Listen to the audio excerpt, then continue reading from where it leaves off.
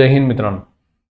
राजमुद्रा अकॅडमीचा या ऑनलाईन प्लॅटफॉर्मवर आपलं हार्दिक स्वागत.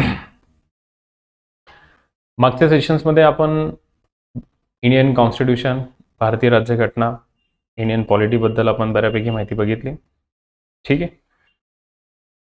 याच्यामध्ये तुम्हाला हे लक्षात आलं असेल की पॉलिटीचा अभ्यास कुठून आणि कसं करायचा.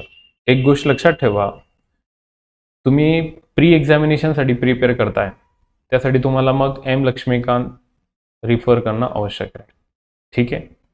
But if you are preparing for the mains examinations, तर तुम्ही यासाठी काय करणार, डी बासू नावाचे जे पुस्तक आहे ती परचेस करा. आता ही का परचेस करायची डी बासूची पुस्तक?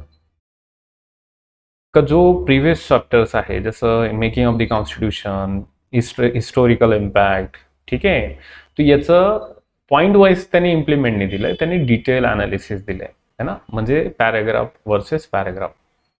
तर तुम्हाला या व्ह्यूने तो टॉपिक वरील जे आतापर्यंतचे मागचे सेशनचे जे टॉपिक ते या ठिकाणी बघायचं. जर तुम्ही तो व्हिडिओ बघितला नसाल तर पहिले व्हिडिओ बघा, GS2चा संबंधित फर्स्ट इंट्रोडक्शन्स, आणि आफ्टर दॅट ओके हा लेक्चर्स असणार आहे. आता तुम्हाला आता डी बासू ही मराठीमध्ये पण पुस्तक आहे, त्याच्यासोबत जर तुम्हाला के सागर पब्लिकेशनचं पण एक पुस्तक आहे, विमा बाचाल नावाचं पुस्तक आहे. तर तुम्ही ही पुस्तक वापरू शकता, ज्याच्यामध्ये भारतीय संविधान म्हणजे पॅराग्राफ स्वरूपात या ठिकाणी काय दिलेली आहे, माहिती दिलेली आहे. तर तुम्ही ते परचेस करू शकता. ठीक आहे. म्हणजे इनडायरेक्टली तुम्हाला रिमेन्सचा व्ह्यूज पण लक्षात येईल, कधी कॉन्स्टिट्यूशन काय आहे, 1935चा कायदा काय आहे, राज्यघटनेचे महत्त्व कसे असतात, ते कसे लिहिता तुम्ही. तर तुम्ही एक छोट्याशा प्रमाणात का असे ना त्याची प्रॅक्टिस करा. Okay, practice make man perfect आपण वारंवार म्हणत असतो, लक्षात ठेवा. तर मग मेन्स असं काही वेगळं नाही आहे. तुमच्याकडे आहे जो रिसोर्सेस आहे त्याला चांगल्या पद्धतीनुसार तुम्हाला रिटर्नमध्ये मांडणे या ठिकाणी आवश्यक आहे, हे लक्षात ठेवायचं. ठीक आहे. तो त्याचा आज आपण बाकीच्या उर्वरित टॉपिकचा आपण आज DNA बघणार आहोत. तो मागच्या सेशन्समध्ये आपण बऱ्यापैकी बघितली, सेंट्रल गव्हर्नमेंट, संसद, कॉन्स्टिट्यूशन. एक लास्ट टॉपिक आपला जो बाकी होता तो होता दबावगटचा. ठीक आहे, प्रेशर्स ग्रुप. आता प्रेशर्स ग्रुप हा थोडासा डायनामिक अँगल आहे या टॉपिकचा. तो काय असेल प्रेशर्स ग्रुप? ठीक आहे. तो आता एक मला सांगा का कॉन्स्टिट्यूशनने लोकशाही दिली. ठीक आहे. आता लोकशाहीमध्ये सरकार सत्तेमध्ये येते, मग सरकार आपले डिसिजन मेकिंग पॉवर इम्प्लिमेंट करते. त्यास आलेले सरकारवर बहुसंख्याक असलेल्या समूहाचा प्रभाव पडतो. मग बहुसंख्याक समाजामधून असे काही घटक तयार होतील की ज्यांना सरकार डावलत असेल, मग त्यांचा काय तयार होतो, एक दबाव तयार होतो, एक दबाव गट तयार होतो, प्रेशर्स ग्रुप तयार होतो, ज्याला आपण दबाव गट किंवा प्रेशर्स ग्रुप म्हणत असतो. मग तुम्हाला काय करायचं आहे की कोणकोणते प्रेशर्स ग्रुप आहे, महाराष्ट्र सरकार समोर कोणते प्रेशर्स ग्रुप, सेंट्रल गव्हर्नमेंट समोर कोणते प्रेशर ग्रुप. म्हणजे आता तुम्ही म्हणणार नेमकं इश्यू काय, जसं महिला आहे. ठीक आहे, महिला संबंधित, वुमन संबंधित जर एखादं या ठिकाणी त्यांना सरकारने काही स्कीमनी दिली, काही सवलतीने दिली, तर त्यांचा डेव्हलपमेंट, त्यांच्या विकासासाठी या ठिकाणी प्रेशर ग्रुप स्थापन करणं आवश्यक राहतं. ठीक आहे. त्याच्यानंतर बालकांसंबंधित तुम्ही विषय घेऊ शकता. ठीक आहे. बालकांच्या संबंधित काही प्रेशर्स ग्रुप, काही NGOज काम करत असतात, ह्युमन राईट संबंधित काही प्रेशर्स ग्रुप आहे. ठीक आहे. तो ओव्हरऑल या ठिकाणी मित्रांनो, या ठिकाणी जो सेशनचा पार्ट आहे तो तुम्हाला बऱ्यापैकी या ठिकाणी लक्षात येईल. याला थोडीशी डायनामिक व्ह्यूज का ठेवायचं, कारण तुम्हाला फक्त प्रेशर्स ग्रुप नाही वाचायचे. ठीक आहे.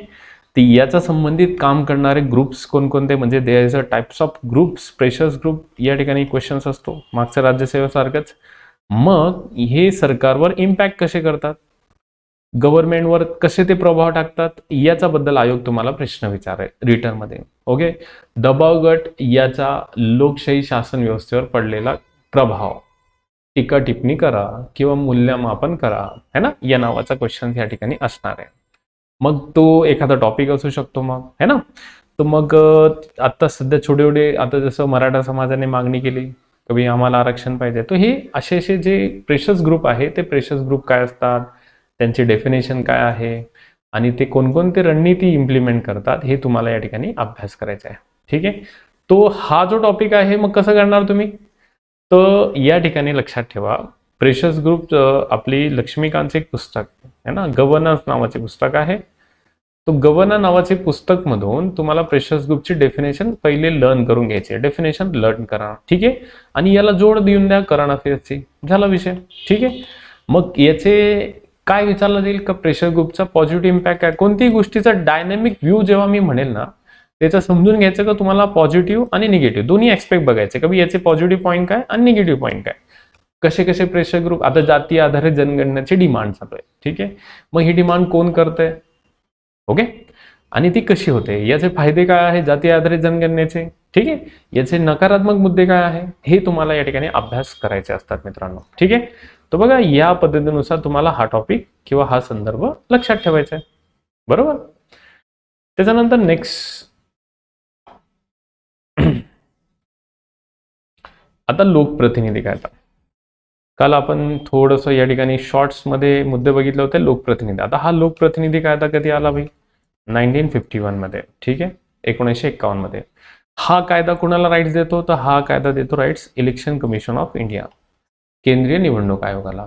मग या कायद्यामध्ये काय आहे, या कायद्यामध्ये आचारसंहिता सध्या करंटमध्ये न्यूज आहे. व्हॉट इज आचारसंहिता, कधी आली ही आचारसंहिता, ठीक आहे. त्याच्यानंतर हा कायदा पेड न्यूज बद्दल काय बोलतोय. आता सध्या तुम्हाला माहिती आहे का, सध्या पॉलिटिकल पार्टीज लोक आचारसंहितेच्या काळामध्ये पेड न्यूज करतात, ठीक आहे. तर मग पेड न्यूजद्वारे आचारसंहितेचं उल्लंघन कसं केलं जातो, आचारसंहितेचे फायदे काय आहे, आचारसंहितेनुसार चांगल्या लोकशाही तयार करण्यासाठी कशी मदत झाली, म्हणजे हे सर्व पॉईंट्स तुम्हाला लोकप्रतिनिधी कायद्यामध्ये अभ्यास करायचे असतात, ठीक आहे. त्याच्यानंतर तुम्ही सर्च करू शकता, योगेंद्र यादव व्यक्तींचा सुंदर लेख आहे, ठीक आहे.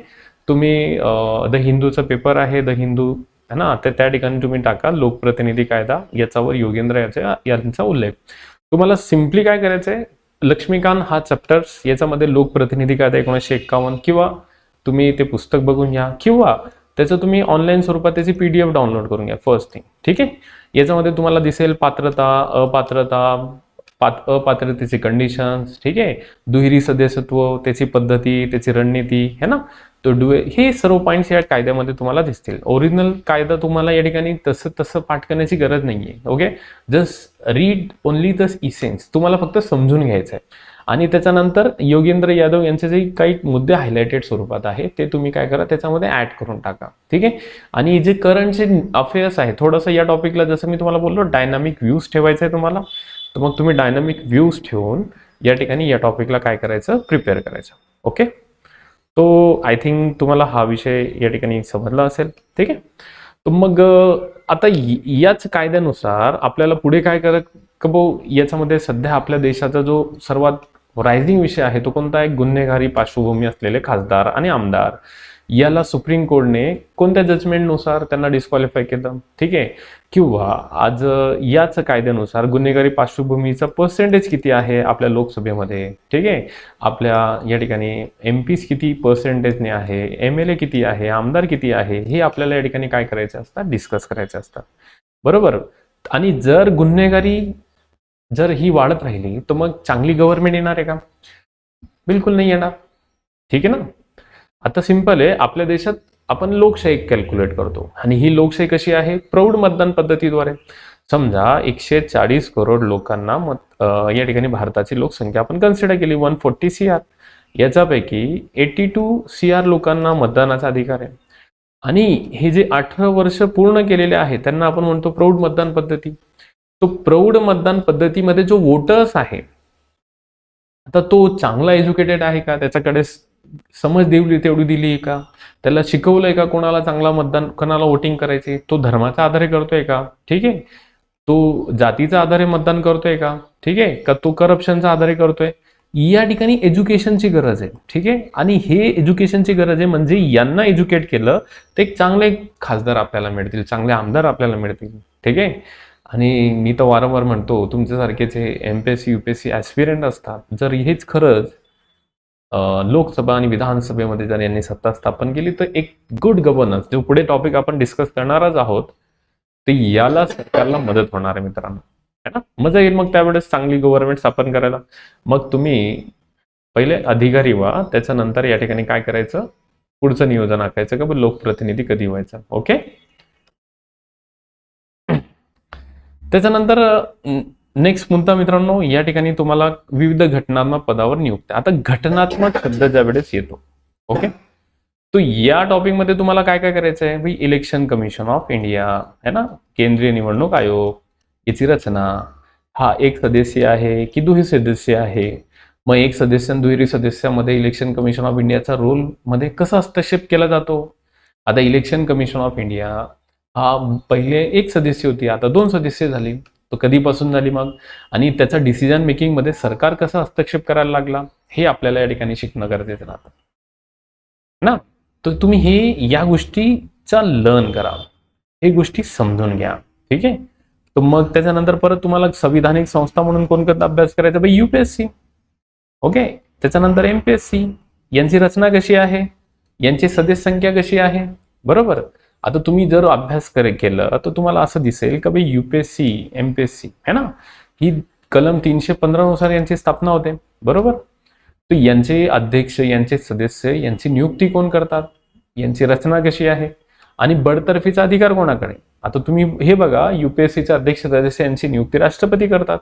एमपीएससीचे अध्यक्ष आणि सदस्य यांची नियुक्ती कोण करतं, राज्यपाल. पण बडतर्फीचा विषय जर आला तर या ठिकाणी दोन्ही ठिकाणी एकच व्यक्ती येतात, ते कोण आहे, राष्ट्रपती, इंडियन प्रेसिडेंट येतात. तो राष्ट्रपती हे जे पद आहे संविधानिक पद आहे, तो दोन्ही ठिकाणी. मग या ठिकाणी तुम्हाला आयोग त्यांची सदस्य संख्या, त्यांची सेवा शर्ती कोण ठरवतं. वारंवार या ठिकाणी या अँगलने प्रीमध्ये पण आणि मेन्सच्या व्ह्यूजने पण तुम्हाला या ठिकाणी क्वेश्चन विचारलंय. याच एमपीएससीचं स्वातंत्र्य काय आहे, युपीएससीचं स्वातंत्र्य कसं आहे. ठीक आहे, या पदाबद्दल तुम्हाला विचारलं जातील. त्याच्यानंतर फायनान्स कमिशन, हे तर फार महत्वाचा विषय, फायनान्स कमिशन. आता तुम्हाला माहिती वित्त आयोग, 14वा वित्त आयोग, 15वा वित्त आयोग है ना, तो फायनान्स कमिशन कलम 280 नुसार. हे सर्व टॉपिक तुम्हाला कुठून भेटेल, तर तुमच्याकडे जे पुस्तक आहे लक्ष्मीकांतचा पार्ट म्हणून या ठिकाणी बेसिक माहिती कलेक्ट करायची. ठीक आहे, हे कलेक्ट केली, फक्त लर्न करा. हा, फक्त हे जे मी जे सांगणार, ओके, या अँगलचे हे जे कमिशन आहे हे फक्त वाचून घ्यायचे तुम्हाला, याच्यामध्ये करंट अपडेट काही करण्याची गरज नाही. पण फायनान्स कमिशन जो आहे, वित्त आयोग चेंज झाला तर तुम्हाला अभ्यास करावा लागेल त्याचा करंटचा. मग 15वा फायनान्स आयोग, वित्त आयोगाचे जे अध्यक्ष आहे त्यांनी काय रिकमेंड केलं, आणि ज्या ज्या वेळेस तुम्हाला आयोग फायनान्स कमिशनचा करंट अफेअर्स तुम्हाला विचारेल तर हे लक्षात ठेवायचा का लोकल बॉडीजच्या संबंधित तुम्हाला तो टॉपिक अभ्यास करायचा आहे. म्हणजे काय, का लोकल बॉडीजचा जो सोर्स ऑफ इन्कम आहे तो टॅक्स आहे. बरोबर. पण तो डिपेंड असतो कोणावर, स्टेट गव्हर्नमेंटवर. तो स्टेट गव्हर्नमेंटने आपली काही फंडिंग लोकल बॉडीजला दिली पाहिजे, यासाठी पण फायनान्स कमिशन केंद्राचा काय करत असतो, रिकमेंड देत असतो. तो त्याच्यावर आयोग भर देतो. काय क्वेश्चन असेल, लोकल बॉडीजचे सध्या अभ्यास करा, म्हणजे स्थानिक स्वराज्य संस्थेचं मूल्यमापन करा. बरोबर, हा एक क्वेश्चन असेल. मग मूल्यमापन करायचं तर तुम्ही डायरेक्टली सांगायचं भाई त्यांच्याकडे टॅक्स फार कमी आहे, स्टेट कमी फंडिंग देतं. मग लोकल बॉडीजला सुधारणा करण्यासाठी तुम्हाला काय करता येईल, अरे तुम्हाला फायनान्स कमिशनचे रिकमेंड या ठिकाणी ऍड करायचे. म्हणजे हा टॉपिक तुम्हाला फक्त लर्न करायचा आहे. याच्या सोबत तुम्ही लोकल बॉडीज जेव्हा टॉपिक येईल तेव्हा तुम्ही याला काय करायचं, डायनामिक व्ह्यूज द्यायचा. ठीक आहे, म्हणजे थोडंसं करंट अफेअर्स डील करायचे या टॉपिकमध्ये. तर जर तुम्ही हे शिकले तर तुम्ही इझी अप्रोच मध्ये या ठिकाणी विषय जो आहे तो समजून शकता. त्याच्यानंतर परत कोणकोणते या ठिकाणी नॅशनल कमिशन फॉर संविधानिक संस्था, त्यांच्या जबाबदाऱ्या, त्यांचे कार्य है ना. वैधानिक संस्था काय, आता वैधानिक संस्था म्हणजे कोणकोणत्या या ठिकाणी, तर तुम्ही सिंपल करू शकता भाई, नॅशनल कमिशन ऑफ एससी है ना, national commission for schedule caste.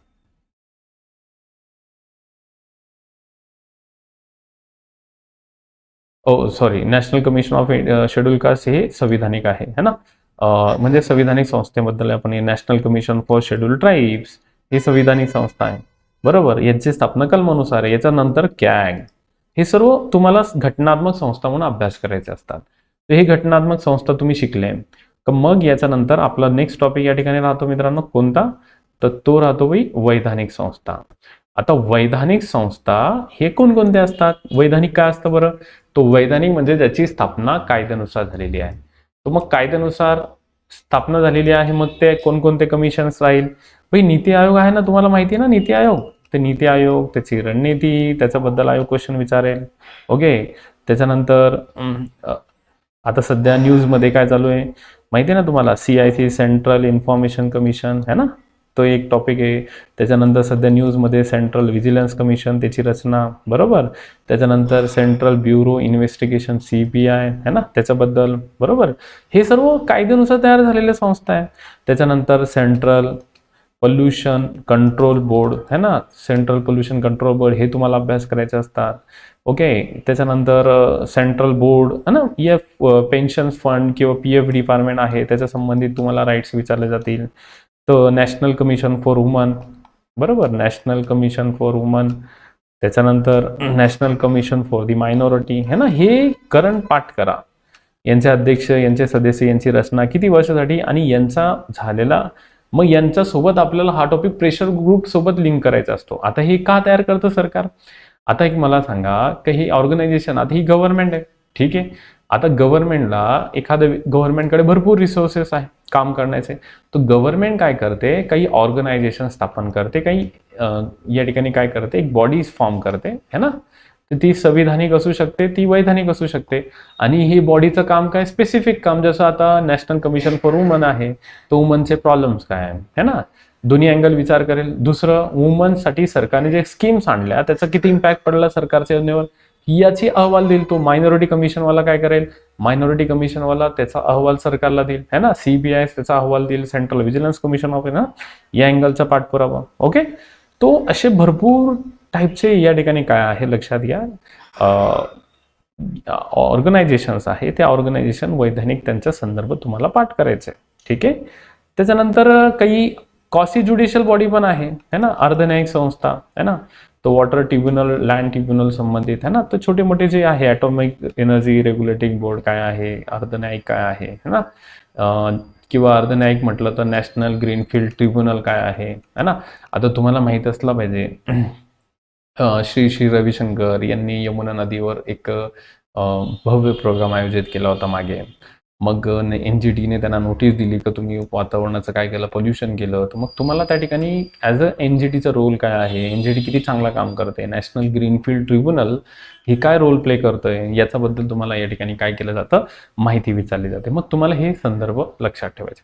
मग हे कुठून करणार बरे सर्व टॉपिक? ओके, हा क्वेश्चन आहे. म्हणजे बेसिक आहे, याच्यामध्ये काही एवढं करंट अफेअर्स नाही आहे ना.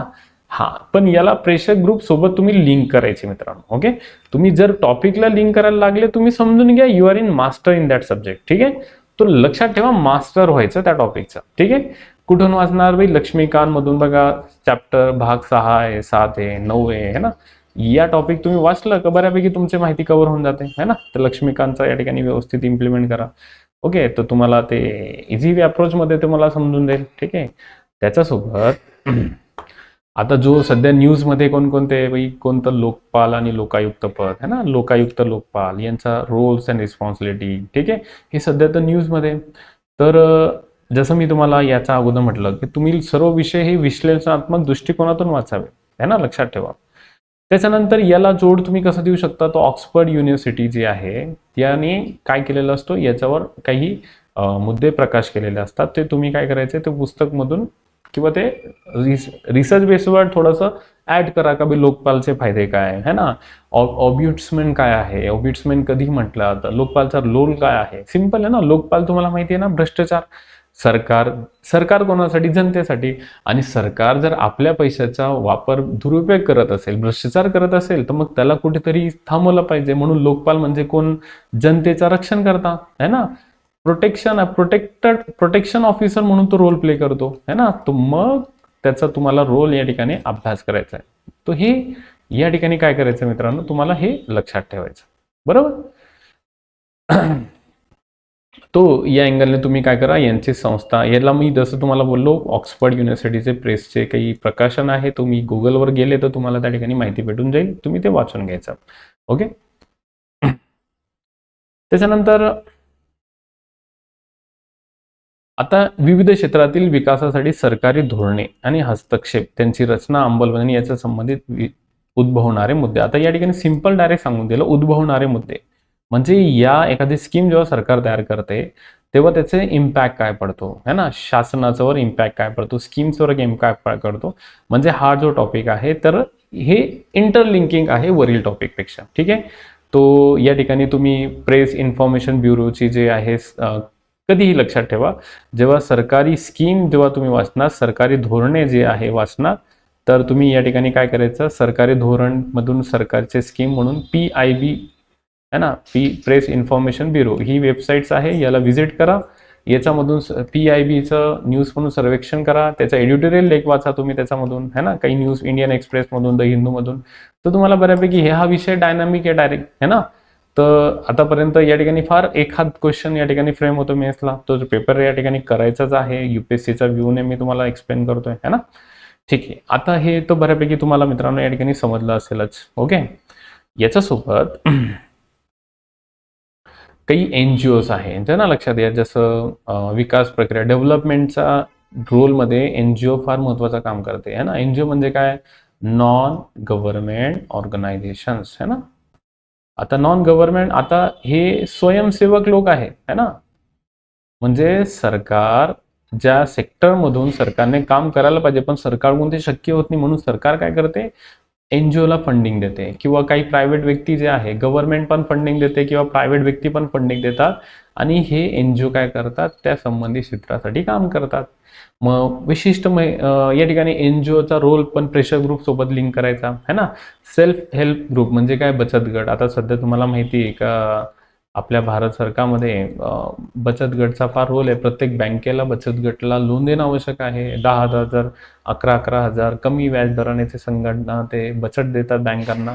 तर छोटे मोठे लेवल जे आहे ते मग तेच महिला ते आपलं उत्पन्न जमवतात आणि त्याच्यामधून छोटे मोठे स्वयंरोजगार पद्धतीद्वारे, है ना, या ठिकाणी उत्पन्न स्थापन करतात. जसं ते तुम्हाला माहिती आहे ना, लिज्जत पापड, है ना, माहिती आहे का नाही, लिज्जत पापड. तर लिज्जत पापड काय आहे, हा एक प्रकारचा SHG आहे ना.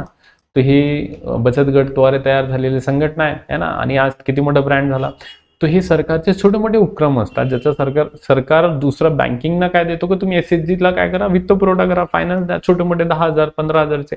मग ते काय करतील, ते महिला ग्रुप करून एक छोटासा ग्रुप फॉर्म करतील. ओके, एखादा इक्विपमेंट गेला आणि डेव्हलपमेंट करेल. मग याच्यावर तुम्हाला काय करायचं, टॉपिकला नियोजन आयोग, भरपूर लेख आहे, है ना, नियोजन आयोगाचे, इलेक्शन कमिशन, याच्यावर तुम्ही अबाउट अस माहिती घ्यायची, है ना. SHGचा रोल, रिस्पॉन्सिबिलिटी, NGOचा रोल अँड रिस्पॉन्सिबिलिटी, याच्या धर्मदाय संस्था यांच्यावर काय इम्पॅक्ट पडतो ते तुम्हाला या ठिकाणी माहिती घ्यायची आहे. ठीक आहे. त्याच्यानंतर युनायटेड नेशन्सचे जे काही संस्था आहे, है ना, जे NGO स्वरूपात इंटरनॅशनल बॉडीज म्हणून आपल्या देशात आहे, ज्याला फॉरेन फंडिंग असते, तो कधी कधी यांना पण कंट्रोल करावा लागतो, हे लक्षात ठेवा.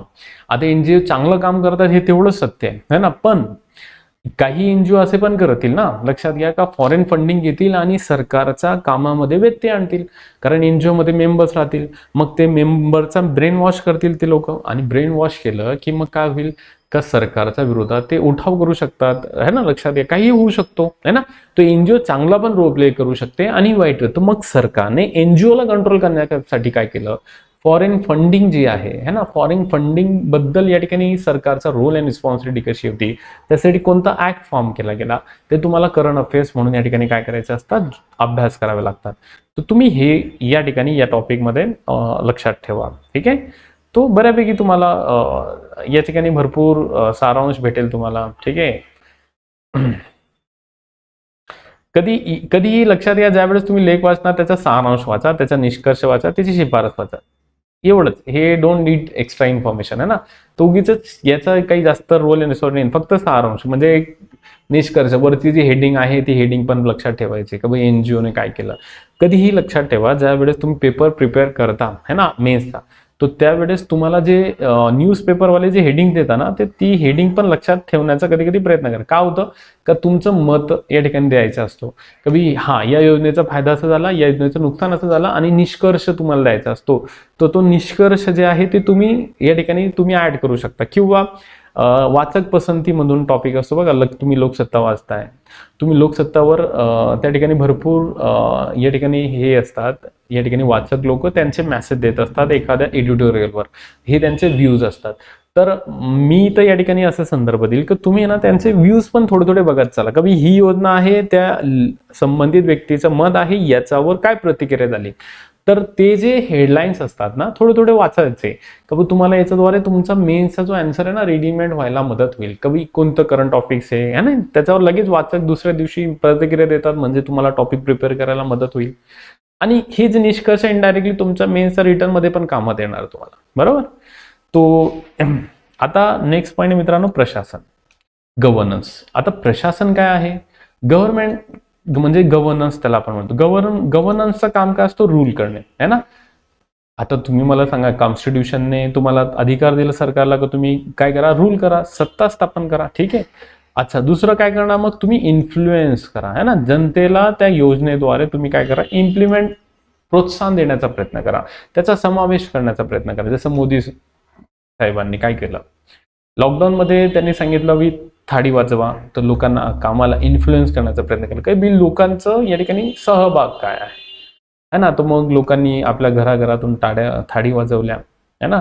कोणी ड्रम वाजवतोय, कोणी काय वाजवतोय, बघितलंय ना ती सिच्युएशन.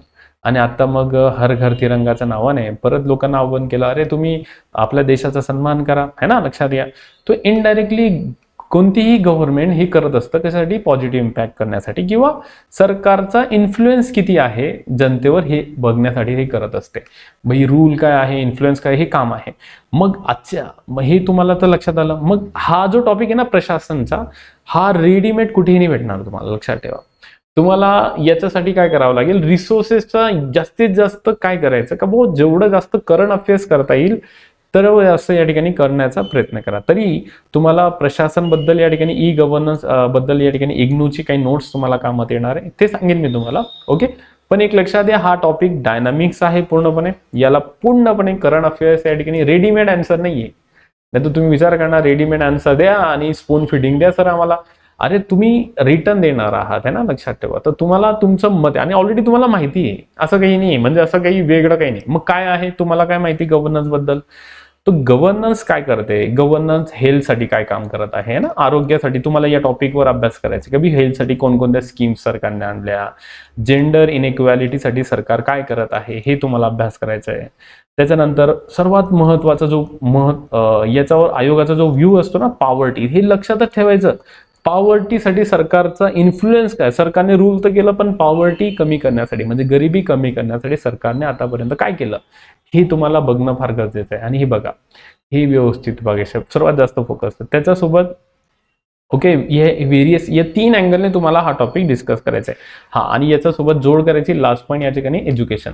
तो गव्हर्नरला 4 टॉपिक मध्ये तुम्ही डिवाइड करू शकता, हेल्थ, जेंडर, पॉवर्टी, एज्युकेशन. हे 4 टॉपिक प्रशासन मध्ये ऍड करायचे. काय रूल सरकार करते, इन्फ्लुएन्स किती होतोय, जनतेचा सहभाग किती आहे, त्याचा फायदा जोर काय, ओके, आणि त्याचं नुकसान काय, ओके. हे झालं गव्हर्नन्सचा पार्ट. मग एक चांगली गव्हर्नमेंट आणण्यासाठी काय करता येईल? मग या ठिकाणी सिलेबसमध्ये दिलं तुम्हाला पारदर्शकता, उत्तरदायित्व, ई गव्हर्नन्स, है ना. हे लक्षात घ्या. म्हणजे एक चांगली गव्हर्नन्स आणण्यासाठी तुम्हाला सिम्पली सांगितलं की सरकार कोणासाठी आहे? जनतेसाठी. जनतेचं मग किती पारदर्शक तुम्ही काम करताय, बरोबर, हे तुम्हाला या ठिकाणी बघणं फार आवश्यक आहे. उत्तरदायित्व, you are responsible for the people, है ना. कारण इंडियन कॉन्स्टिट्यूशनचा पहिला वर्ड काय म्हणतो? We the people of India, है ना. कॉन्स्टिट्यूशन कोणी तयार केलं? जनतेने. मग ही जनता सत्तेमध्ये आली, है ना. जनतेने कोणाला अधिकार दिला? लोकप्रतिनिधी, लोकांना. मग लोकप्रतिनिधी सत्ता स्थापन करताय, मग सत्ता स्थापन लोकप्रतिनिधी करताय, बरोबर, लक्षात ठेवा. मग या सरकारने त्यांच्यासाठी काम करायला पाहिजे की नाही करायला पाहिजे? तू म्हणणार यस, है ना. तर मग एक चांगली गव्हर्नमेंट कशी आणता येईल? याला म्हणतात गुड गव्हर्नन्स, है ना. पारदर्शकता, उत्तरदायित्व. तर तुम्ही वेबसाईटवर सर्च करा गुड गव्हर्नन्सचे काय आहे, तो तुम्हाला या ठिकाणी गुड गव्हर्नन्सचे 8 पॉईंट दिसतील. हे 8 पॉईंट नुसार तुम्हाला आन्सर रेडी तयार करायचं आहे. हे 8 पॉईंट रट्टा मारा, ओके. काही ठिकाणी 6 पॉईंट दिले, तर सर या अँगलने तुम्ही ते 8 पॉईंट गुड गव्हर्नन्स मध्ये हे पॉईंट हायलाइटेड स्वरूपात आहे, है ना. त्याच्यावर ओके, या पद्धतीनुसार तुम्हाला हे टॉपिक अभ्यास करायचे आहे. मग काय असतं क्वेश्चन? आता हे तर तुम्हाला समजलं. चल भाई, गुड गव्हर्नन्स आपल्याला हे 4 सेक्टर मधून तुम्हाला अभ्यास करायचे, ठीक आहे. हे लक्षात आलं. आता हे लक्षात आल्यानंतर या ठिकाणी पुढचा क्वेश्चन कसा असेल? गुड गव्हर्नन्सचा या ठिकाणी कोणतीही गोष्ट एक्सपेक्ट आली ना, लक्षात ठेवा, जेव्हा मी तुम्हाला म्हणेल गुड गव्हर्नन्स, तो याचा पॉझिटिव्ह इम्पॅक्ट काय, बरोबर. दुसरं गुड गव्हर्नन्स, याचा निगेटिव्ह इम्पॅक्ट काय आहे, है ना. निगेटिव्ह इम्पॅक्ट काय आहे ते तुम्हाला अभ्यास करायचा आहे. गुड गव्हर्नन्स करण्यासाठी सरकारने कोणकोणत्या शिफारसी या ठिकाणी दिल्या ते तुम्हाला वाचायचे आहे ना. ऍप्लिकेशन, यश, त्याची मर्यादा है ना, लक्षात या, हे संभाव्यता, हे सर्व तुम्हाला म्हणजे इनडायरेक्टली. आता सध्या जसं ई गव्हर्नन्स नावाची स्कीम आणली, तुम्ही ई गव्हर्नन्स नावाची काय का बी डायरेक्ट बेनिफिट ट्रान्सफर आहे ना, लक्षात आहे बी. डायरेक्ट जो बेनिफिशरी आहे, ज्याला डायरेक्ट सरकार फंडिंग देते, तो त्याच्या अकाउंटवर डायरेक्ट ट्रान्सफर झाला पाहिजे. ई गव्हर्नन्स म्हणजे जेवढी जास्त पारदर्शक सरकार आपल्याला करता येईल तेवढं पारदर्शक करण्याचा आपण या ठिकाणी प्रयत्न करू. म्हणजे असं नसलं पाहिजे ना, है ना, लक्षात या. तुम्हाला त्याचा संबंधित आहे ना, हे डायरेक्ट बेनिफिट, हे तुम्हाला याचे इम्पॅक्ट निगेटिव्ह आणि पॉझिटिव्ह इम्पॅक्ट दोन्ही गोष्ट अभ्यास करायचे. काही स्कीम्स असतात, काही करंट अफेअर्स आहे. सध्या तर हे तर फार महत्त्वाचा विषय आहे, है ना, लक्षात ठेवा. किंवा न्यूजमध्ये विसल्स बोर नावाचा एक विषय आला. विसल्स बोर हा पण एक करण आहे. इन्फोसिसचं डायरेक्टर लोकांनी याची डिमांड केली. इन्फोसिस आणि यांच्यावर ॲलिगेशन्स करण्यात आले की यांनी आपल्या देशाचा काही महत्त्वाचा डेटा परकीय देशांना अवेलेबल करून दिला, असे ती डिमांड होती, है ना, लक्षात ठेवा. तर मग त्यांना कंट्रोल करण्यासाठी, या प्रायव्हेट कंपनींना, या सार्वजनिक कंपन्यांना कंट्रोल करण्यासाठी त्यांच्यावर काहीतरी मक्तेदारी असली पाहिजे. सरकारने त्याच्याकडून एक ऑर्गनायझेशन स्थापन काही, तर मग क्वेश्चन काय केलं जाईल का विसल्स बोर्स काय आहे, विसल्स बोर बिल काय आहे, विसल्स बोर का न्यूजमध्ये आला, है ना. हे सर्व चांगल्या गव्हर्नमेंटसाठी, है ना. एक लक्षात घ्या की चांगली गव्हर्नमेंट आपल्यासाठी आहे आणि आपण या ठिकाणी कॉन्स्टिट्यूशनने आपल्याला राईट दिलाय, तर तेवढं जेवढं चांगली पारदर्शक सरकार राहील, जेवढं आपल्याला प्रत्येक गोष्ट समजतील, तेव्हा प्रमाणात आपण सरकारमध्ये सहभागी करू ना, ऍक्टिव्ह पार्टिसिपेंट करू ना, तरच. कारण है ना, लक्षात द्या, for the people, by the people, ते शब्द आठवते ना तुम्हाला, ते लक्षात ठेवायचे, बरोबर. मग तुम्ही ARCची रिपोर्ट वाचा, है ना. म्हणजे दुसऱ्या प्रशासकीय आयोग जे आहे, है ना, ॲडमिनिस्ट्रेटिव्ह रिफॉर्म कमिशन, है ना, ती ही वेबसाईट्सवर भरपूर साईट अवेलेबल आहे, है ना. तो या e governance the smart way of forward नावाचा एक लेख आहे, तुम्ही ते व्यवस्थित वाचा, तुम्हाला व्यवस्थित दिसेल. त्याच्यानंतर इग्नोचे काही नोट्स आहे, त्याच्यामधून तुम्हाला त्याचे नोट्सवर थोडी थोडी माहिती भेटत राहील. तो तुम्ही यासाठी काय करा, थोडंसं संदर्भ घेऊन व्यवस्थित अभ्यास करा. म्हणजे जर तुम्ही हे करत राहिले ना, तर बऱ्यापैकी तुम्हाला हे टॉपिक क्लिअर होऊन जाईल. ठीक आहे मित्रांनो, तो हा होता मी प्रशासन. ओके, आता प्रशासन तर तुम्हाला या ठिकाणी समजला. ओके, मग याचा पुढचा पाठपुरावा आता मला सांगा. प्रशासन है ना, या ठिकाणी काय, लोकशाही नागरी सेवकांची भूमिका, है ना. आता मला एक सांगा, गव्हर्नमेंट एम्प्लॉय बद्दल बोललं जातं, म्हणजे तुमच्याबद्दल बोललं जात आहे. गव्हर्नमेंट एम्प्लॉई लोकशाही मध्ये रोल काय त्यांचा? अरे यू आर द बेसिक, म्हणजेच का, तुमच्याशिवाय सरकार या ठिकाणी एक अशी ऑर्गनायझेशन आहे, या ठिकाणी लक्षात घ्या का, तुमच्याशिवाय सरकार काय करते, योजना इम्प्लिमेंट करण्याचा प्रयत्न करते, बरोबर. तुम्ही त्या ठिकाणी फ्रीलॅन्सर या ठिकाणी आहात म्हणून लक्षात ठेवा. तो गव्हर्नमेंट एम्प्लॉई जो असतो, तो गव्हर्नमेंट एम्प्लॉई हा ॲक्च्युअलमध्ये सरकारचे दोडे पण असतात आणि सरकारच्या योजना अंमलबजावणी करण्याचं काम करतात, बरोबर. तो याला म्हणू आपण कधी गव्हर्नमेंट एम्प्लॉई योजनेला इम्प्लिमेंट करण्याचा प्रयत्न करतात, बरोबर. त्याच्यानंतर गव्हर्नमेंट एम्प्लॉई काय रोल करतात, सरकारचे ब्रेन करतात, लक्षात द्या, दे आर ब्रेन्स, है ना. सरकारचे डिसिजन मेकिंग मध्ये ते असतात. सरकारने कोणती योजना आणली पाहिजे, कशा आणल्या पाहिजे, तो गव्हर्नमेंट एम्प्लॉयचा रोल अँड रिस्पॉन्सिबिलिटी, याच्याबद्दल गव्हर्नमेंट एम्प्लॉयचा रोल आणि ते डेमोक्रेसी, त्याच्या डिसिजन मेकिंगमध्ये, त्यांच्या ऑर्गनायझेशन्समध्ये, है ना, लक्षात ठेवा. याच्यावर आयोग तुम्हाला या ठिकाणी काय करतो, क्वेश्चन्स विचारत असतो. म्हणजे लक्षात द्या, त्यांचे या ठिकाणी डिस्चार्ज काय आहे, त्यांचे फंक्शन्स काय आहे. ओके, त्याच्यानंतर advisory role in policy making, त्यांच्या सल्लागारी भूमिका काय आहे, ॲडवायझरी रोल काय आहे गव्हर्नमेंट एम्प्लॉयचा इन गव्हर्नमेंट पॉलिसीजमध्ये. ठीक आहे. त्याच्यानंतर या ठिकाणी ते वॉचडॉग म्हणून भूमिका पण इम्प्लिमेंट करतात का, म्हणजे कोणत्या योजनेचा इम्पॅक्ट किती झाला याचा पण निष्कर्ष तुम्हाला आयोग याच्या अँगलने विचारेल. Government employ there advisory role in, किंवा असं म्हणू आपण या ठिकाणी कभी government employ that can save Indian constitution और इंडियन डेमोक्रेसी. तो how you can explain it, है ना. तो एक्सप्लेन करा, डिफाईन करा, है ना, एक्स्ट्रीमली. ती अँगलने क्वेश्चन तुम्हाला असेल बाई, है ना. तो या सिव्हिल सर्व्हिस, त्याच्यानंतर त्यांचे हे सर्व तुम्हाला आयोग या ठिकाणी क्वेश्चन विचारेल. त्याच्यानंतर ऑल इंडिया सर्व्हिसेस काय आहे, सेंट्रल सर्व्हिसेस काय आहे, स्टेट सर्व्हिसेस काय आहे, है ना, लक्षात घ्या. त्याच्यानंतर त्याच्यामध्ये lack of professionalism and their poor capacity of building, है ना. तो मग त्यांचा सिव्हिल सर्व्हिसमध्ये नेमकं काय उणीवा आहे ते तुम्हाला या ठिकाणी फाइंड आउट करायचं असतात. ठीक आहे. त्याच्यानंतर त्यांचा कामामध्ये कसं ट्रान्सपरन्सी आणता येईल, त्यांना कसं ते अकाउंटेबिलिटी करता येईल, है ना, यासाठी ते प्रयत्न करणार. ठीक आहे. त्याच्यानंतर they are insulting a civil servant from the union undue political interferes. तुम्हाला माहिती आहे का पॉलिटिकल पार्टीज जे असतात किंवा पॉलिटिकल पर्सन जे असतात दे are insulting government employee.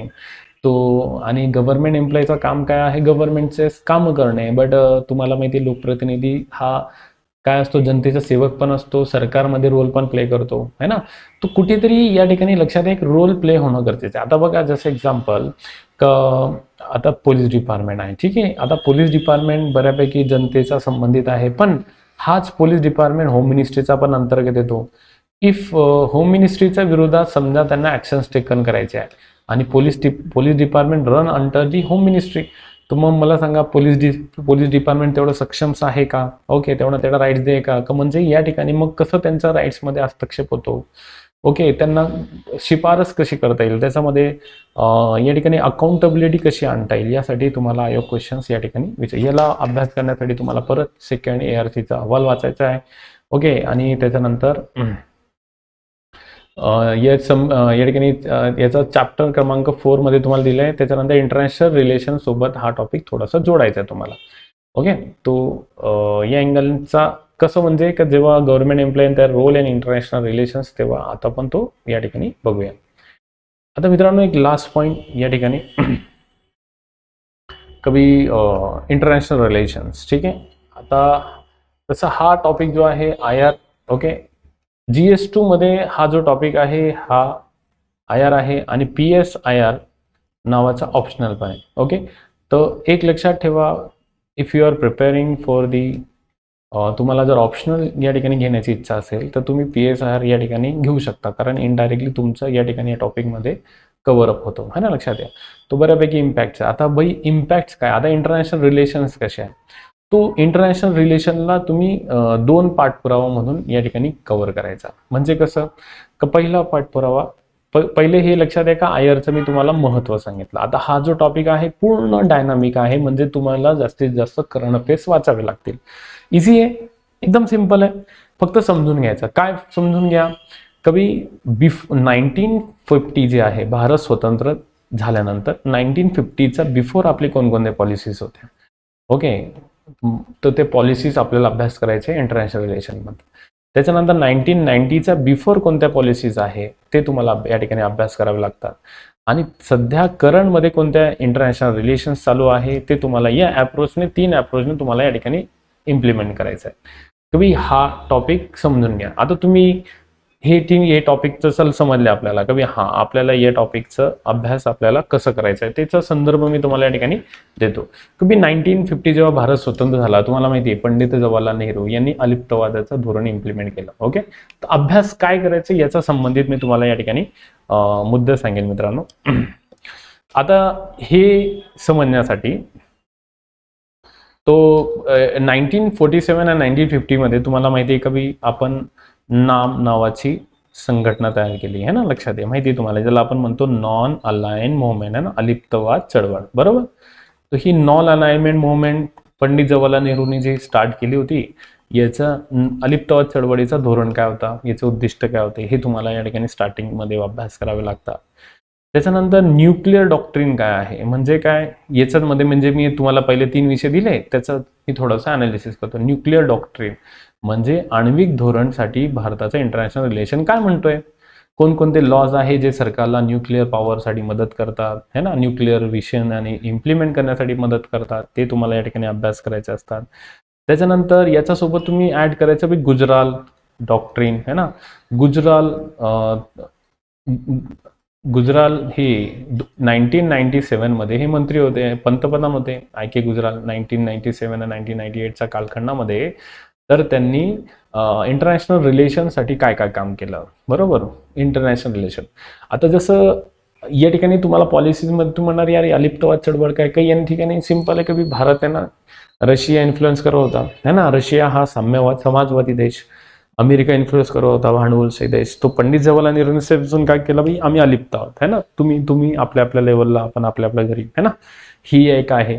Gujarat doctrine काय होती माहिती आहे का, एक जबरदस्त पॉलिसी, म्हणजे जे आपले शेजारी जे देश होते है ना, जे कंट्रीज आहे आपले भारताच्या ज्यांच्यासोबत बाउंड्रीज आहेत, तो यांच्यासोबत एक हेल्दी रिलेशन आपण डिफाईन केले पाहिजे. त्यांनी 6 मुद्दे गुजराल साहेबांनी संदर्भ दिला, तर ते 6 मुद्द्यावर तुम्हाला अभ्यास करावा लागतो. काय की गुजराल रोल मॉडेल आणि देअर इम्पॅक्ट इन पॉलिटिक्स आहे ना, आणि त्याच्यासाठी त्यांनी काय काय स्ट्रॅटेजी इम्प्लिमेंट केल्या, कशावर त्यांनी ते मैत्रीपूर्ण संबंध प्रस्थापित करण्यासाठी काय काय केलं, ही याच्यावर तुम्हाला आयोगाचा रणनीती क्वेश्चन या ठिकाणी येतो. तो इझी आहे, म्हणजे जस्ट मला आता ही मला एक सांगा की हे रेडीमेड डेटा आहे, याच्यामध्ये करंट अफेअर्स तर काय करण्याची गरज नाही, हे जस्ट उचलायचं रीड करायचं आहे.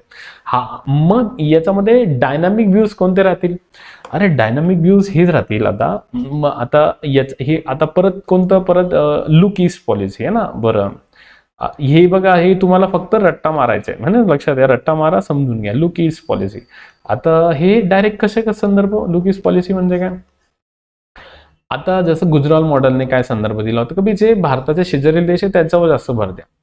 आता मग पाकिस्तानने काय केलं, लुक वेस्ट पॉलिसी आहे ना त्यांनी इम्प्लिमेंट केली आणि तो सक्सेस झाला, पैसा भरपूर कमवायला लागला तो. तो मग आपण पाकिस्तानच्या जोरावर आपण काय केलं की पाकिस्तानला कुठेतरी आपण या ठिकाणी सहभाग करून घ्यावा आणि कुठेतरी त्यांनी आपल्याला या ठिकाणी त्रास न देता आपल्याला सुद्धा इकॉनॉमिक्समध्ये किंवा आपल्या बिझनेसमध्ये आपण त्याचा जास्तीत जास्त कसा फायदा करू शकतो, यासाठी आपण लुक ईस्ट पॉलिसी आणली. मग ही लुक ईस्ट पॉलिसी म्हणजे जे जे डेव्हलप कंट्रीज असतील त्याच्यासोबत आपण रिलेशन वाढवायचे, युरोपियन युनियनचे, सोव्हिएत युनियनचे, चायनासोबत आहे ना, तर हे या पॉलिसीचा ॲक्च्युअल मुद्दा होता. गुजराल साहेबांचा जो मुद्दा होता तो शेजारी राष्ट्रासंबंधित होता. तर हे तुम्ही हे या ठिकाणी ओळखणं गरजेचं राहतो है ना, लक्षात द्या. तर हे 5-6 पॉईंट आहे ना, लक्षात द्या. हे गुजराल डॉक्ट्रिन, नॅम, न्यूक्लिअर डॉक्ट्रिन आणि लुक ईस्ट पॉलिसी हे तुम्हाला जस्ट सोड्या स्वरूपात काय असे ना वाचून घ्यायचे. त्याच्यानंतर याला मग आता हे तुम्ही याच्याकडनं रिलेशन्स अभ्यास करा. मग कोणते रिलेशन्स अभ्यास करा, ओके का. मग आता काही देश जसं भारत आणि अफगाणिस्तान संबंध, आता हे करंट अफेअर्स आहे. मग आता तुम्हाला माहिती आहे का भाई हा आपला भारत आहे, बरोबर लक्षात घ्या, हा समजा आपला भारत आहे, या ठिकाणी पाकिस्तान आहे आणि यासोबत थोडासा पाठका असे ना आपल्याला या ठिकाणी अफगाणिस्तान पण आहे. मग आपल्याला त्याच्यासोबत पॉलिसी जर मला या ठिकाणी बिझनेस करायचा आहे, रूट करायचा आहे, तर ट्रेड रूटसाठी मग पाकिस्तान काय करतो, नाही नाही आमच्या एरियामध्ये हस्तक्षेप करू नका. मग आम्ही आहे ना आजकाल आहे ना अफगाणिस्तानमध्ये भरपूर काही डेव्हलपमेंट आणि इन्फ्रास्ट्रक्चर डेव्हलप करतोय. तो याच्यावर जास्तीत जास्त क्वेश्चन या ठिकाणी आजकाल फ्रेम होतोय है ना. तर ही फार ट्रेंडिंग क्वेश्चन आहे, भारत अफगाणिस्तान रिलेशन, भारत पाकिस्तान रिलेशन कसे है ना, इकॉनॉमिक रिलेशन कसे, आर्थिक धोरण कसे, रोजगार क्षमता त्यांच्यामध्ये वाढवण्यासाठी काय करता येईल. आता नेपाळ तुम्हाला माहिती आहे, नेपाळ एक असा पार्ट आहे का ज्याच्यामध्ये त्याच्यामध्ये चायना इंटरफेअर करतो, त्याच्यामध्ये ही गव्हर्नमेंट इंटरफेअर करते. मग तुम्ही जर बघितलं ना तर तुम्हाला हे बऱ्यापैकी या ठिकाणी समजेल कभी सरकार काय करत आहे सध्या, बऱ्यापैकी रोल अँड इम्प्लॉयड. मग चायना इन्फ्लुएन्स करतो, भारत भूतानमध्ये भूतानवर कसं प्रेशराईज करतोय. तुम्हाला माहिती आहे नेपाळला पहिल्यापासून नेपाळने आता नुकतंच कॉन्स्टिट्यूशन ॲक्सेप्ट केलं. मग कॉन्स्टिट्यूशन ॲक्सेप्ट केल्यानंतर त्याच्यावर इम्पॅक्ट कोणत्या देशाचा पडला, तर भारताचा कॉन्स्टिट्यूशनचा पडला आहे, लक्षात ठेवा. मग त्याच्यामुळे चायना नाराज झाला कभी नेपाळ भारताचा जवळ आहे म्हणून असं का, मग तो नेपाळवर प्रेशराईज निर्माण करायला लागला. मग त्याच्यामध्ये सध्या सरकार चायनाने आता त्याच्यामध्ये सरकार त्यांची आणली है ना. म्हणजे इनडायरेक्टली चायना हस्तक्षेप करतोय, भूतानवर चायना प्रेशराईज निर्माण करतोय, मग त्याच्यावर निर्माण करतोय म्हणून भारताने चांगले संबंध कसे प्रस्थापित करायला पाहिजे भूतानसोबत. भारत बांगलादेश रिलेशन, भारत श्रीलंका रिलेशन, आता सध्या तुम्हाला माहिती आहे श्रीलंकेची काय अवस्था झाली. ही अवस्था जशी आहे ते याच्यावर क्वेश्चन्स काय आहे. जर पेपर ट्रेंड बघितला तो पहिले समजून घ्या का मालदीव भारत चीन रिलेशन, भारत म्यानमार रिलेशन. आता तुम्ही चायना हटाव आपण म्हणतो, चायनीज हटाव म्हणून, पण एवढं नाही पॉसिबल, लक्षात घ्या. कारण आपण 95% प्रॉडक्ट आजकाल आपण चायनाचेच वापरायला लागलोय आणि आपल्याकडे कंपनीज नाही आहे, फार कमी कंपन्या आपल्या भारताकडे आहे. मग इनडायरेक्टली वी आर डिपेंडंट चायनाने ही मक्तेदारी फक्त भारतासोबत केली असं नाही, त्याने जगाच्या प्रत्येक अर्थव्यवस्थेवर त्याचा इम्पॅक्ट पाडून दिलेला आहे. म्हणून चायनाचा जो करन्सी आहे ती जास्तीत जास्त स्ट्रॉंग होत चालली आहे, लक्षात ठेवा. तर मग याच्यावर तुम्हाला आयोग क्वेश्चन विचारतो है ना, ठीक आहे. आणि आज मग आयोगाचा जर क्वेश्चन पेपर बघितला ना मित्रांनो, तर तुम्हाला हे असं लक्षात येईल का या टॉपिकला तुम्ही कोणत्या, बघा हे जे मी 5-4 गोष्टी बोललो याच्याबद्दल तुम्हाला एक क्वेश्चन असतं कन्फर्म. दुसरं याच्यावर क्वेश्चन कसं येतं माहिती आहे का जसं जास्तीत जास्त तुम्ही या ठिकाणी कसं कव्हर करू शकता का 2 पार्टमध्ये हा टॉपिक कव्हर करायचा. एक आहे शेजारील देश है ना. शेजारील देश म्हणजे काय, भारताचा शेजारील देश आणि त्याचे इम्पॅक्ट. जर आपण UPSCचा ट्रेंड बघितला तो शेजारील जे देश आहे याच्यावर मागच्या UPSCला क्वेश्चन या ठिकाणी आलेले नव्हते है ना, लक्षात. पण जे युरोपियन युनियन आहे है ना, जे युरोपीयचे लोक आहेत त्याच्यासोबत क्वेश्चन या ठिकाणी 2 ते 3 क्वेश्चन या ठिकाणी फ्रेम होऊन गेले. आणि त्याच्यानंतर आंतरराष्ट्रीय संस्था त्याच्यावर क्वेश्चन असतात. तो लक्षात ठेवा, जर हा मागच्या वर्षाचा आहे याचा अर्थ येणारा कालखंड हा शेजारील देशासोबत असेल, युरोपियन युनियनवर एखाद क्वेश्चन फ्रेम होऊ शकतो. तो काही होऊ शकतो 2 अँगलने. एक आपला भारत आहे, भारताच्या बाजूला असलेले देश याच्यासोबत असलेले संबंध याच्यावर क्वेश्चन, किंवा दुसरे जे देश आहे याच्यासोबत असलेले संबंध तुम्हाला विचारले जाऊ शकतात. ठीक आहे. तो या अँगलने तुम्हाला तो विषय पाठपुरावा करायचा आहे. ओके. यासाठी तुम्ही काय करू शकता, राजीव सिकरी हे गंभीर विश्लेषण हे लक्षात घ्या परराष्ट्र धोरणाबद्दल. ते यांचे लेख आहे, यांचे कधी ओके, ते यांचे पुस्तक पण तुम्ही रिफर करू शकता. ओके. आणि किंवा लेख पण येतात यांचे हिंदू आणि इंडियन एक्सप्रेसमध्ये, तर तुम्ही ते व्यवस्थितरित्या वाचायचं. ठीक आहे. आता हे करण्यासाठी परत तुम्हाला या ठिकाणी काय करावं लागेल, परत एक लक्षात येईल लास्ट पॉईंट या ठिकाणी कवी अँडियन समुदाय फेब्रुवारीमध्ये झाला, एशियन परिषद झाली, ब्रिक्स झाली. ब्रिक्स परिषद काय, कॅरिबियन काय, सेंट्रल अमेरिकन इंट्रिगेशन सिस्टम काय आहे, कॉमनवेल्थ बद्दल काय बोलणार है ना, पूर्व आफ्रिकन समुदायाबद्दल काय म्हणणार, पूर्व एशिया समिट कधी झाली है ना, शांघाय कॉर्पोरेशन काय आहे, शांघाय कॉर्पोरेशन मागे विचारलं गेलं होतं क्वेश्चन, कॅरिकॉम बद्दल विचारलं गेलं होतं, कोमसे बद्दल विचारलं गेलं होतं, सीसा बद्दल विचारलं गेलं होतं. तर काही आंतरराष्ट्रीय संस्था त्याचे तुम्हाला थोड्या प्रमाणात काय असेल ना अभ्यास करावे लागतात. जसं मागचा UPSCला क्वेश्चन होता शांघाय CSO बद्दल, शांघाय कॉर्पोरेशन ऑफ या ऑर्गनायझेशन बद्दल काही याचा हेड काय, याचा इन्फ्लुएन्स कसं करतोय, किंवा मागे UPSCला कसं क्वेश्चन होतो कधी USAचा टॅक्टिक्स पॉलिसीमध्ये चायना कसा हस्तक्षेप करतोय है ना, असा UPSCला आला होता. तो सध्या एवढ्या डिटेलमध्ये तर आपला MPSC जाणार नाही, बट ओव्हरऑल एवढं नक्की आहे कधी भारताच्या पॉलिसीजमध्ये चायना कसा हस्तक्षेप करेल, अफगाणिस्तानचा रोल काय, पाकिस्तानचा रोल काय, शेजारील देशांचा रोल काय है ना, हे तुम्हाला या ठिकाणी वाचणं गरजेचं राहतं. ठीक आहे मित्रांनो. याच्यासोबत काही आंतरराष्ट्रीय संस्था आहे है ना, तर आंतरराष्ट्रीय संस्था तुम्हाला अभ्यास करावा लागतात. जसं सर्वात महत्त्वाची संस्था म्हणजे युनो, APEC काय आहे ना, एशियन डेव्हलपमेंट बँक काय, एशियन देश काय आहे है ना, OECD काय आहे, नाटो देश काय आहे. सध्या तुम्हाला माहिती नाटोवर ब्रिटन, नाटोचा सदस्य होण्यासाठी ब्रिटनने इम्प्लिमेंट केलं. कधी मला मेंबर व्हायचे तर रशियाने आक्रमण केलं, तर नाटोचा रोल आणि रिस्पॉन्सिबिलिटी काय आहे ना. तो या अँगलचे आंतरराष्ट्रीय संस्था पण तुम्हाला या ठिकाणी काय करायचे असतात, अभ्यास करायचे असतात मित्रांनो. तर बघा ओव्हरऑल मित्रांनो पॉलिटी जो विषय आहे ना तो फार एकदम सिंपल आहे. पहिला विषय या ठिकाणी तुम्ही याला चालता बोलता है ना अभ्यास करू शकता, म्हणजे याला असं वेगळं पाठ्यक्रम नाहीये है ना. एक गोष्ट या ठिकाणी क्लिअर करून घ्या का काही गोष्ट तुम्हाला ना रीड करावी लागतील, म्हणजे काही गोष्ट तुम्हाला पुस्तक मधून वाचणं गरजेचं आहे. फर्स्ट थिंग है ना, हे पहिलं शॉर्टकट्स. ठीक आहे. दुसरं, ज्या ठिकाणी मी तुम्हाला ARCचे रिपोर्ट सांगेल का त्या ठिकाणी ARCचे रिपोर्ट वाचा, तर ते तो कव्हर करून घ्या तो टॉपिक है ना. तिसरा विषय, तुम्ही चालता बोलता फक्त करंट अफेअर जे आहे है ना, जे टॉपिक तुम्हाला सांगितलोय मी है ना, प्रेशर्स ग्रुपचे आहे है ना, इंटरनॅशनल रिलेशनचे, हे चालता बोलता टॉपिक तुम्हाला कव्हर करायचे आणि ते नोट्समध्ये प्रिपेअर करायचे का भारत आणि अफगाणिस्तानमध्ये इन्फ्रास्ट्रक्चर कसं डेव्हलपमेंट होतोय, याच्याबद्दल करंट अफेअर्स याचा मत काय आहे किंवा याचा इम्पॅक्ट काय पडणार आहे. म्हणजे ओव्हरऑल तुम्ही न्यूज पेपर तुम्ही या ठिकाणी आपल्या मेन्स रिटर्नमध्ये तुमचं या ठिकाणी प्रयत्न करा चांगलं आन्सर देण्याचा. ओके. तो एक गोष्ट लक्षात घ्या का या ठिकाणी म्हणजे ऑलमोस्ट पाठपुरावा बघितला तर क्वेश्चन पेपरचा 60% to 80% क्वेश्चन हा टोटली करंट बेस असेल, जरी तो पुस्तक मधून असेल बट करंट बेस असेल, हे लक्षात ठेवा. तो जास्तीत जास्त करंट अफेअर्स प्रिपेअर करणं गरजेचं आहे या विषयासाठी. पण एकदा जर तुम्हाला रणनीती लक्षात आली ना, कभी हे वाचायचं आहे, ही गव्हर्नमेंट आहे, गव्हर्नमेंटचे फायदे असे, गव्हर्नमेंटचे तोटे असे, म्हणजे सिम्पल एक्सपेक्ट करा है ना. हा टॉपिक आहे भाई इलेक्शन कमिशन ऑफ इंडिया, याचा चांगले पॉईंट काय, याचे नकारात्मक काय, प्रेशर ग्रुप याचे चांगले काय, याचे वाईट काय. ठीक आहे. सरकार आहे, गव्हर्नन्स चांगली सरकारी म्हणजे ई गव्हर्नन्स आणतात, ई गव्हर्नन्सचे फायदे काय, तोटे काय आणि निष्कर्ष. ठीक आहे. पारदर्शक कारभार करण्यासाठी हे काय करायचं, इंटरनॅशनल रिलेशन काय असतात, त्याचा इम्पॅक्ट काय पडतोय, पॉझिटिव्ह इम्पॅक्ट काय, निगेटिव्ह इम्पॅक्ट काय, भारत बांगलादेश पॉझिटिव्ह काय, निगेटिव्ह काय. म्हणजे तुम्हाला प्रत्येक व्ह्यूला थोडं थोडं का असे ना डायनामिक व्ह्यू द्यायचे. म्हणजे पहिले टॉपिक 1 पासून तर 3 पर्यंत तुम्ही सध्या वाचलं तरी चालेल, त्याच्यानंतर डायनामिक व्ह्यूज देण्याचा पूर्ण प्रयत्न करा.